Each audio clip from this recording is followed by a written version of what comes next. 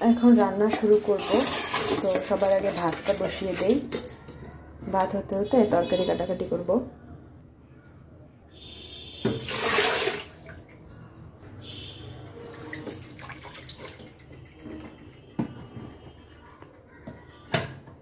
ভাতও বসিয়ে দিলাম, আর কিছুক্ষণ পর কারেন্টও চলে গেল। আজকে রান্না করব দেশি আলু দিয়ে, সাজনা দিয়ে, ডিম দিয়ে একটা রান্না করব, মানে আলুর ডাল আর কি, ডিম সাজনা দিয়ে করব, আর করলা ভাজি করব। তো আলুটা আমি ধুয়ে পরিষ্কার করে নিয়েছি। প্রেসার কুকারে দিব সিদ্ধতে, কারণ নর্মালি সিদ্ধ হতে হয়তো বা 15 মিনিটের মতো লাগবে, কিন্তু প্রেসার কুকারে আমার 7-8 মিনিটের মধ্যেই কাজটা হয়ে যাবে। তাড়াতাড়ি হওয়ার জন্য প্রেসার কুকারই বেস্ট। কাঁচামরিচ ভেজে ডালটা রান্না করব, আলুর ডালটা, এতে করে আমার কাছে বেশি টেস্ট লাগে। খুব ক্ষুধা লাগছে। সকালে ভাজি কিছু খাওয়া হয়নি, যে হালকা চাউমিন খেয়েছিলাম অল্প একটু, আপনাদের ভাইয়াকে যে বানিয়ে দিলাম। তারপর তো অনেকগুলো কাজ করলাম, ওই জন্য ভাবলাম যে একটু বিস্কিট খেয়ে নিই এখন। আলুগুলো আমার সিদ্ধ হয়ে গিয়েছে। প্রেসার কুকারে 7-8 মিনিটের মধ্যেই আলু সিদ্ধ হয়ে যায়। এগুলো দেশি আলু, একটু টাইম লাগে সিদ্ধ হইতে, তাই প্রেসার কুকারেই দিলাম যাতে তাড়াতাড়ি আমার রান্নাটা হয়। এখন আলুগুলো ছিলে নেব, আলু ডিম সব কিছু ছিলে তারপর আলুগুলো ম্যাশ করে নেব।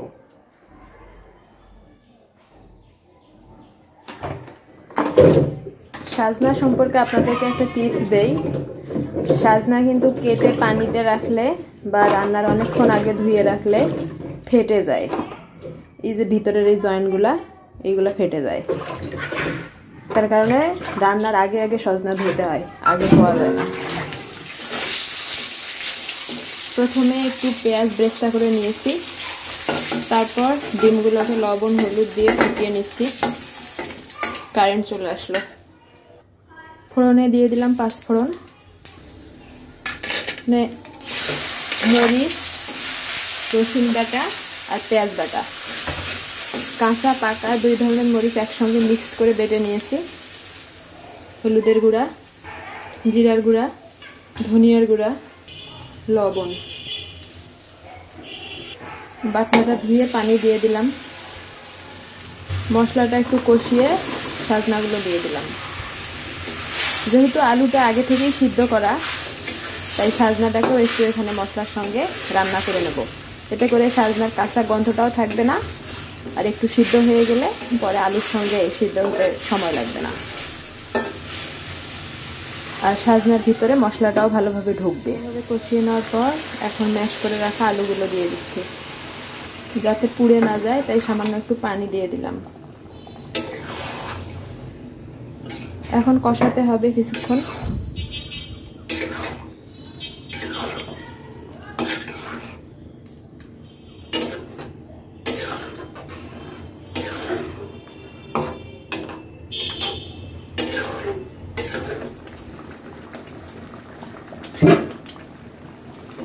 ডালটা এখন ঢাকনা দিয়ে এভাবে 15-20 মিনিটের মতো রান্না করতে হবে। পরপর এভাবে ঢাকনা খুলে নিচ থেকে এভাবে নেড়ে দিতে হবে, কারণ এটা খুব তাড়াতাড়ি টাইট হয়ে যায় যেহেতু আলুর তরকারি, আর নিচে লেগে যায়, সেজন্য একটু সময় নিয়ে রান্না করতে হবে। পানিটা শুকিয়ে যাবে, তারপর আবার নতুন করে পানি দিতে হবে। আমার রান্নাটা প্রায় শেষের পথে। এখন ডিমগুলো দিয়ে দেব, তারপর পেঁয়াজ ব্রেস্তা, ভাজা জিরার গুঁড়া। প্রথমে যে পানিটা দিয়েছিলাম সেটা কষিয়ে শুকিয়ে নিয়েছি ভালোভাবে, তারপর এখন ঝোলের জন্য পানি দিয়েছি। এত বেশি পাতলা থাকবে না, কিছুক্ষণ পর ঠান্ডা হয়ে গেলে এটা আরও অনেক ঘন হবে। আমি রান্না করব। কয়েকদিন থেকে আপনাদের ভাইয়া সেমাই খেতে চাচ্ছে, তো রান্না করেই দিচ্ছি না, আজকে ভাবলাম যে করে দেই। সেমাইগুলো ছোট ছোট করে ভেঙে নেব, এতে করে রান্নায় সুবিধা হবে।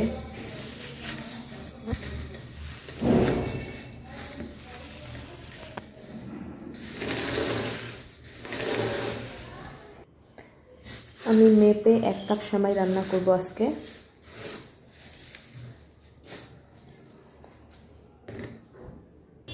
সামান্য একটু তেলে সেমাইটা ভেজে নিব। আপনারা চাইলে ঘি দিয়েও ভাজতে পারেন। আমার হাজবেন্ড ঘিয়ের ফ্লেভার বেশি পছন্দ করে না, সেজন্য আমি তেল দিয়ে ভেজে নিচ্ছি।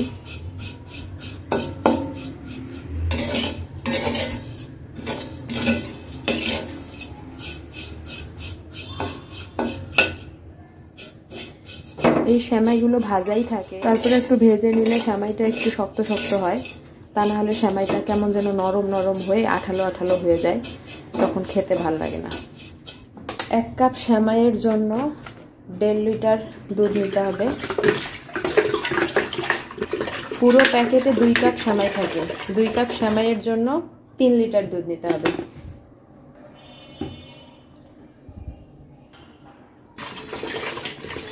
এক লিটার দুধ দিয়েও করা যায়, কিন্তু তখন আবার দুধটা একটুও জাল করা যাবে না, অল্প একটু বলক তুলে এই গুঁড়া দুধ দিয়ে দিতে হবে।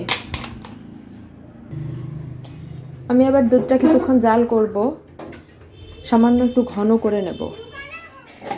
বড় কাপের 1 কাপ সেমাই নিয়েছিলাম, তার জন্য ছোট কাপের 1 কাপ চিনি দিব। আমার এটা একদম নিজস্ব পরিমাপ, আমার মেজারমেন্ট কাপ নেই, সেজন্য আমি এই কাপটাই ব্যবহার করি। আর মিষ্টি তো মানুষ নিজেদের পছন্দ মতোই খাবে, কেউ কম কেউ বেশি। এই কাপ দিয়ে দিলে আমার কাছে পারফেক্ট মনে হয়।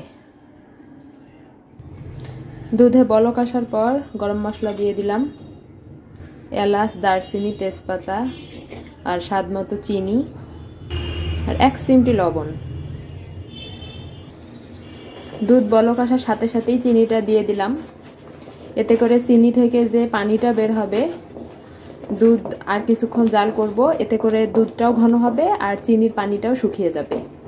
আর চিনি যদি দুধ ঘন হওয়ার পরে যদি চিনি দেওয়া হতো, তাইলে হতো কি চিনি থেকে পানি যেটা বের হইতো, তখন দুধটা পানসে পানসে হয়ে যেত। বেশিক্ষণ না, 5-7 মিনিট ফুটিয়ে নেব, সামান্য একটু ঘন হবে, মানে 1.5 লিটার দুধ 5 পাওয়া হবে আর কি। আমার দুধ জাল করা হয়ে গিয়েছে, এখন সেমাইটা দিব। তো তার আগে আমি গরম মশলাগুলো তুলে নিচ্ছি, কারণ এগুলো খুব খারাপ লাগে দাঁতের নিচে পড়লে, আর সার্ভ করার সময়ও দেখতে খারাপ লাগে। এখন সেমাইটা দিয়ে দিলাম।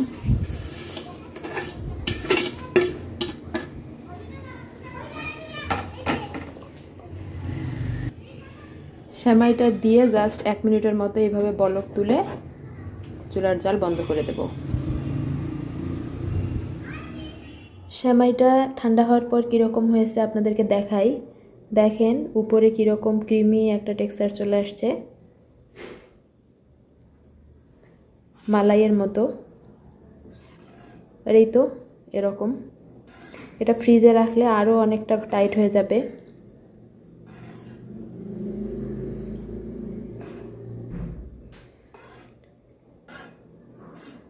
এখনও ভালোভাবে ঠান্ডাই হয়নি, অতিরিক্ত গরমটা চলে গিয়েছে, আরও ঠান্ডা হলে আরও ঘন হবে।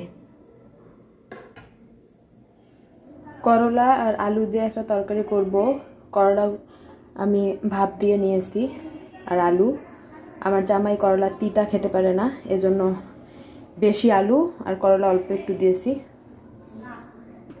হলুদ, জিরা, আর এখানে মরিচ, পেঁয়াজ আর রসুন হালকা থেতো করে নিয়েছি।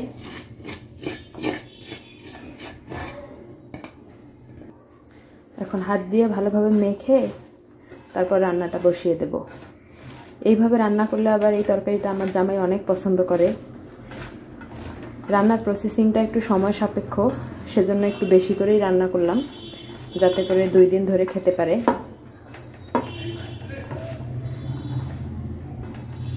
আমাদের গ্রামে এভাবে রান্না করে করলা আর এই ছোট দেশি আলু দিয়ে, খেতে অনেক মজা লাগে। এখানে ছোট মাছ দিলে আরও মজা লাগে খেতে, কাঁঠালের বিচি, কিন্তু আমার কাছে কিছুই নাই, তাই এভাবেই মাঝে মাঝে রান্না করি এখানে আমি। এই তরকারিটা আমার জামাই অনেক পছন্দ করে। এমনিতে আবার করলা খেতে চায় না তিতার কারণে। আমারও করলার তিতা বেশি ভালো লাগে না, কিন্তু আমি একটু হলেও খেতে পারি, ও একটুও খেতে পারে না তিতা।